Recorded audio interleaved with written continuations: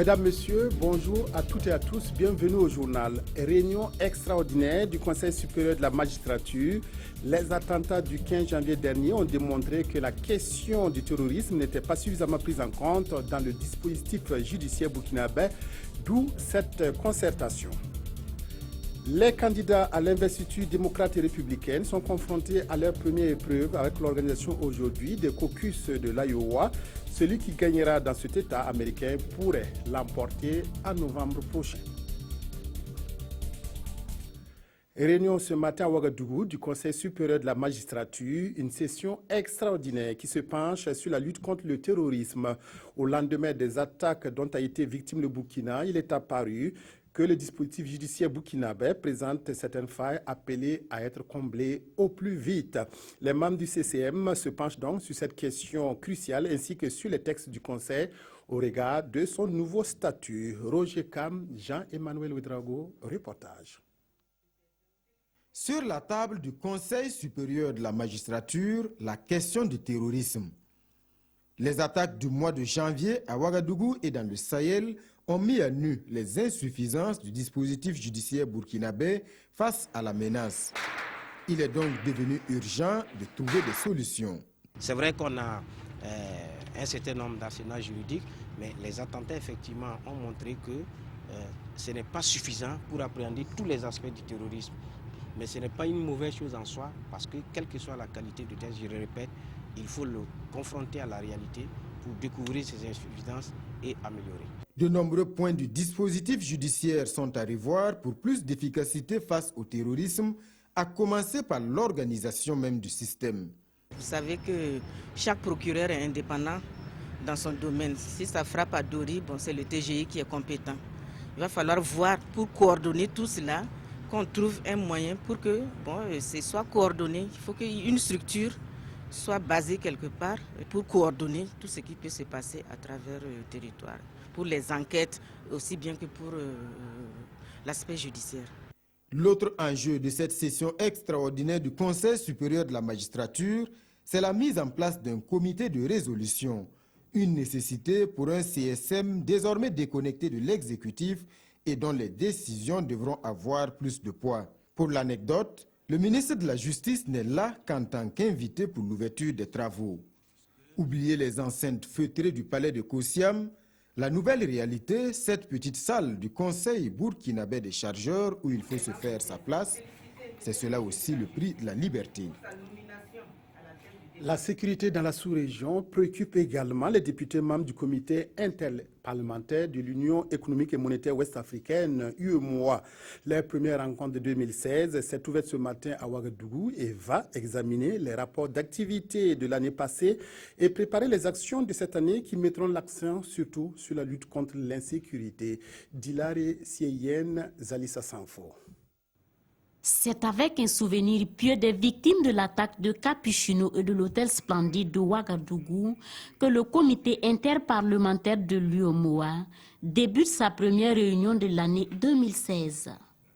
À l'ordre du jour, l'examen des différents rapports d'activité du comité de l'année écoulée et l'adoption de sa feuille de route pour la nouvelle année. Il va aussi se pencher sur son rôle à jouer dans les élections à venir au Bénin et au Niger. Ces députés membres de l'UEMOA ont aussi dans leur programme de passer en revue la situation socio-économique et politique dans les États qui composent l'Union, avec en prime les questions de sécurité. Notre sous-région, notre espace CIMOA est confronté aujourd'hui à un défi majeur qui porte sur l'insécurité des citoyens et de leurs biens. Et nous allons continuer à prendre position conformément au schéma défini par nos États pour renforcer la sécurité, la paix dans notre sous-région. Pour les grandes résolutions, il faudra attendre la fin des travaux prévus pour le 5 février prochain. Les hôteliers et restaurateurs de Bobo Dioulasso ont rencontré samedi dernier le ministre Tahirou Barry pour discuter des questions sécuritaires au Burkina. Le ministre de la Culture, des Arts et du Tourisme a aussi visité le village atypique de Koro, à 15 km de Bobo Dioulasso, et le centre Djelia. Des visites qui ont relancé le débat sur la conservation du patrimoine culturel plus que jamais d'actualité. Betty Bienaon, Ali Traoré, reportage. 3 janvier 1966, 28 janvier 1985, voici 2 dates marquantes de l'histoire de la lutte syndicale au Burkina Faso. Si le 3 janvier semble plus connu, le 28 janvier l'est moins. C'est sous le Conseil national de la Révolution qui a pris effectivement des mesures d'abord d'attaque contre les libertés démocratiques et syndicales et surtout contre le pouvoir d'achat des travailleurs. Et la déclaration du 28 janvier qui a été signée par 11 organisations syndicales marquait effectivement cette volonté-là de maintenir effectivement un syndicalisme critique et indépendant dans notre pays. Et c'est pourquoi effectivement quand nous regardons un peu les similitudes, on voit aussi qu'en septembre 2015, c'est un peu comme ça aussi que notre peuple a réagi à travers sa jeunesse. Et le syndicat des travailleurs de la santé humaine et animale, SINCHA, qui a aujourd'hui 50 ans, était de toutes ces luttes. C'est important de rendre hommage effectivement à ce syndicat-là qui a joué un rôle important au sein de l'intersyndicat, donc en 1966, et qui a effectivement marqué effectivement une des longues grèves, notamment la grève de 10 jours de 1969. Et aussi sur la base effectivement de sa participation. Je pense que quand même c'est un secteur qui est aujourd'hui sensible et la prise en compte surtout des préoccupations des populations dans leurs plateformes revendicatives. À l'occasion de cette triple commémoration, un cours d'histoire sur les 2 dates et une conférence sur les politiques sanitaires de la période coloniale à nos jours ont été donnés aux participants. Et la jeune génération a été invitée à ne pas baisser la garde car la lutte doit aller au-delà de l'amélioration des conditions de vie. Voilà, on attendait le reportage de Betty Bienaon et Ali Traoré sur la visite du ministre de la Culture, des Arts et du Tourisme à Bobo Dioulasso. On nous a proposé celui de Martin Zerbo et de Sanoua Christine Koulibaly sur la commémoration de la coordination de l'Union de l'action syndicale des Hauts-Bassins qui a commémoré samedi dernier donc 3 dates majeures. Il s'agit du 3 janvier 66, du 28 janvier 85 et du cinquantenaire du syndicat des travailleurs de la santé humaine et animale SINCHA. Voilà donc occasion d'un coup magistral donné sur les dates concernées et sur les politiques sanitaires du Burkina Faso. Nous allons poursuivre ce journal avec cet autre élément qui nous vient de Bobo Dioulasso. Il s'agit de la sortie de promotion. Les soldats du feu voient leur rang se renforcer. 100 nouveaux sapeurs-pompiers ont achevé leur formation. Ils sont désormais aptes à porter secours aux populations burkinabées des villes et des campagnes. La sortie officielle de la 13e promotion de l'École nationale des sapeurs-pompiers de Bobo Dioulasso a eu lieu vendredi dernier. Les précisions de Hassan Gourabou et de Moussa Sano. Après 12 mois de formation, dont 6 au groupement d'instruction des forces armées et 6 à l'ENASAP, les voici à la fin de leur formation.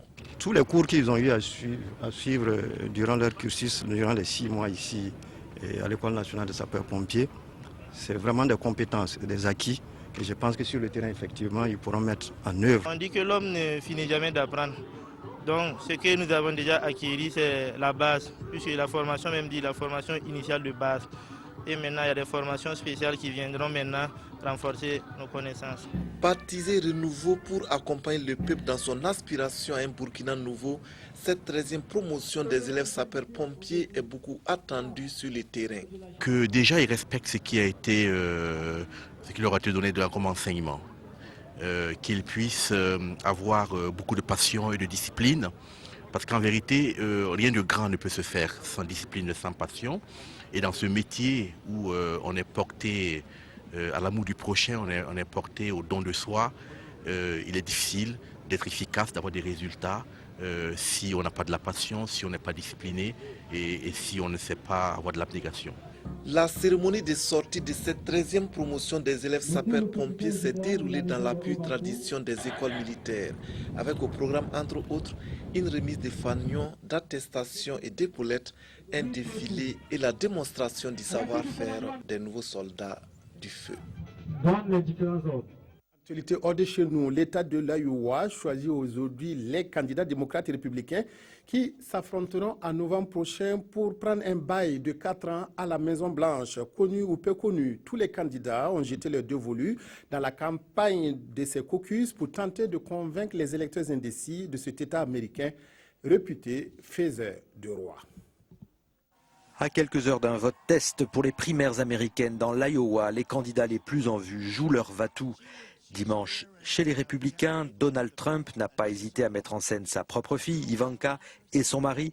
En tête des sondages, Trump s'est permis de sécher le dernier grand débat des Républicains, mais doit maintenant confirmer son avance. Je suis aux côtés de cet homme depuis les 10 dernières années et je sais qu'il est capable de parvenir à des résultats bien plus que n'importe qui d'autre. C'est ce dont le pays a besoin. Côté démocrate, le clan des Clinton joue aussi la carte de la jeunesse et de la filiation. Chelsea, que les Américains ont vu grandir, a pris de l'assurance.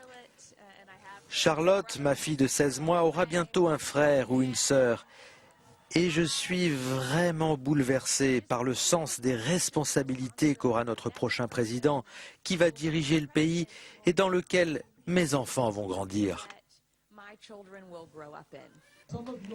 Sauf que les démocrates de l'Iowa en pincent aussi pour Bernie Sanders, le challenger le plus sérieux d'Hillary Clinton. Même sans expérience, Sanders a su capter le vote des étudiants avec son discours anti-milliardaire. Les républicains auront aussi les yeux rivés sur cet homme, Ted Cruz, le sénateur du Texas. Il n'a pas encore dit son dernier mot face à Donald Trump. Le Parlement birman, élu depuis novembre dernier, a fait aujourd'hui sa rentrée. Sur les 390 députés, plus de 80% appartiennent au parti de l'égérie birmane Aung San Suu Kyi, la Ligue nationale pour la démocratie. La première tâche du Parlement sera d'élire un président qui ne devrait pas être Aung San Suu Kyi, interdite par la loi de se présenter. En Birmanie, plus de 25 ans après sa première victoire électorale non reconnue par les militaires, la Ligue nationale pour la démocratie domine enfin le Parlement, entré en fonction aujourd'hui. Le parti d'Aung San Suu Kyi a remporté les législatives de novembre à plus de 80%. Un quart des sièges reste cependant réservé aux militaires. La première tâche du Parlement sera d'élire un président. Ce pourrait être cet homme, Tin Kyo. En effet, la Constitution ne permet pas à la dame de Rangoon de se présenter, car ses enfants sont de nationalité britannique. Elle a cependant affirmé qu'elle serait au-dessus du président. Sur les 390 députés élus de son parti, une vingtaine seulement a déjà siégé. J'ai l'impression de rêver en étant ici au Parlement, confie ce député. Personne n'aurait jamais pensé que la NLD aurait formé un jour un gouvernement, même nous. Ça bouleverse non seulement la Birmanie, mais le monde entier. Aung San Suu Kyi, prix Nobel de la paix, a fait son entrée au Parlement en 2012, à la faveur de législatives partielles, premier signe de bonne volonté du gouvernement de transition. La fille du père de l'indépendance birmane va désormais devenir leader de la majorité parlementaire, après de longues années d'emprisonnement et d'assignation à résidence. Retour chez nous pour parler musique. Le nouvel album de l'artiste Diko Fils, Wakati, Le Moment en Full Day, a été présenté vendredi dernier au cours d'une soirée dédicace. Il comporte 9 titres destinés à remercier le créateur pour tous ses bienfaits et aussi les mélomanes qui apportent chaque jour leur soutien à l'artiste burkinabé. Moussa Ouedraogo Salidoussa.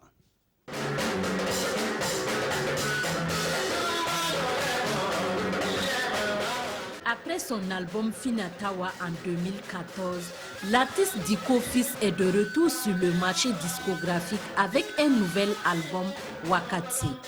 Wakati signifie le moment en langue fulfulde. Il tient lieu d'action de grâce. C'est le bon Dieu, on dit quand le moment n'est pas arrivé, on ne part jamais quoi.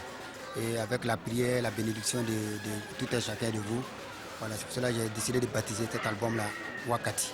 Dans un rythme où la tradition Peul et Djula domine, l'artiste aborde plusieurs thématiques dans cet album de 9 titres. La positivité de tout un chacun dans la vie, de tout ce que tu fais. Et on parle aussi de l'Imania, ça veut dire que l'Imania en Bambara, ça veut dire qu'il faut croire. Voilà, il faut croire, tout ce qui t'arrive là, il faut mettre le bon Dieu au-dessus de tout quoi. Voilà, on parle de la paix, l'amour. À cette soirée dédicace, le public a pu vivre en live quelques titres de l'album.